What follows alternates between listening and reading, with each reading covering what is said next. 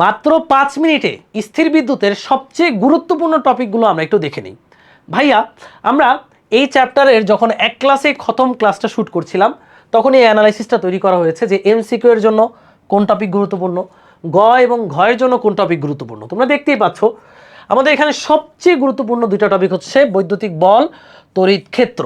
এই দুইটা থেকে দেখতে পাচ্ছ এমসিকিউ আসছে 17টা 22টা, এবং বিগত বছরগুলোতে গ আসছে 18 বার 4 বার, ঘ আসছে 7 বার 9 বার।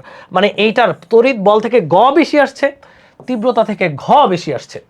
আর মাঝে মাঝে বিভব থেকেও কিন্তু প্রশ্ন আসে, দেখছো বিভবও কিন্তু ফেলে দেওয়ার মতো টপিক না, ধারককেও ফেলে দেওয়ার মতো টপিক না, কারণ কিছু কিছু বোর্ডে বিভব এবং ধারক থেকে 4 নাম্বারের প্রশ্ন আসে ভাই। আর বাকিগুলো এই যে আবেশ থেকে টুকটাক, যেমন এইবার ঢাকা বোর্ডের একটা কোয়েশ্চেন দেখলাম আবেশ থেকে, সিকিউ কোয়েশ্চেন। সো আবেশ থেকে টুকটাক আসে, আবেশের সম্পর্কে ভালো আইডিয়া রাখলে এগুলো লিখা যায়, লিখে ভালো করে অ্যান্সার করা যায়।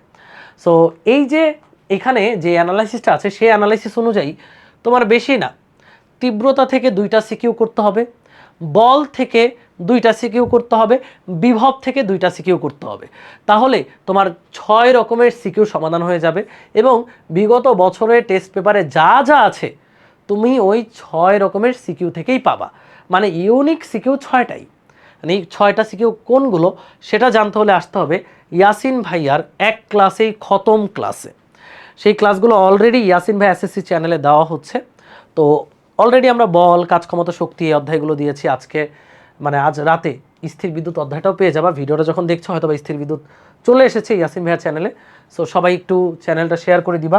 দেখো এখানে যত স্লাইড আছে, এক থেকে শুরু করে একদম সিকিউ, এমসিকিউ, এসকিউ সব 123 পর্যন্ত স্লাইড সব পড়াই দিছি। কেউ যদি স্লাইডটা পড়ে আর কিছু লাগবে না। সো স্লাইডটা পড়ো, ইম্পর্টেন্ট অনুযায়ী পড়াইছি। সো সেভাবে পড়ো, ইনশাল্লাহ স্থির বিদ্যুৎ অধ্যায় তোমাকে কেউ থামাতে পারবে না।